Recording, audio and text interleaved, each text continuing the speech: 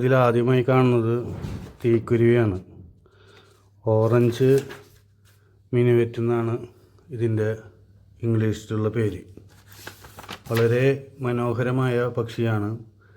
കേരളത്തിലെ കാടുകളിലും കാടിൻ്റെ പരിസരത്തെല്ലാം ഇവയെ നമുക്ക് ധാരാളമായി കാണാൻ കഴിയും. ഈ പക്ഷിയെക്കുറിച്ച് നമ്മുടെ പ്രശസ്തനായ പക്ഷി നിരീക്ഷകനായ ഇന്ദുചൂടൻ സാർ ഇങ്ങനെയാണ് പറയുന്നത്: സൂര്യൻ അസ്തമിക്കുമ്പോൾ പടിഞ്ഞാറ് ഭാഗത്ത് കാണാറുള്ള അവർണ്ണനീയമായ കാന്തിയെയാണ് ഓർമ്മിപ്പിക്കുക ഈ പക്ഷിയെ. ഇത്ര ശോഭയുള്ള പക്ഷികൾ നമ്മുടെ നാട്ടിൻപുറത്ത് കുറവാണ്. ശരിയാണ്, ഇത്ര മനോഹരമായ പക്ഷി വളരെ അപൂർവമായി മാത്രമേ നമുക്ക് കാണാൻ കഴിയൂ. ഈ കാണുന്നത് അതിൻ്റെ പെൺപക്ഷിയാണ്.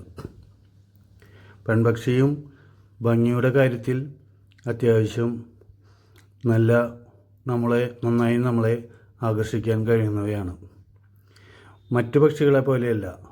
സാധാരണ പെൺപക്ഷിക്ക് ഭംഗി ഇത്തിരി കുറവാണ്. എന്നാൽ ഇവിടെ ആൺപക്ഷിയും പെൺപക്ഷിയും അതിമനോഹരമായ വർണ്ണത്തിൽ ചാലിച്ച പക്ഷികളാണ്.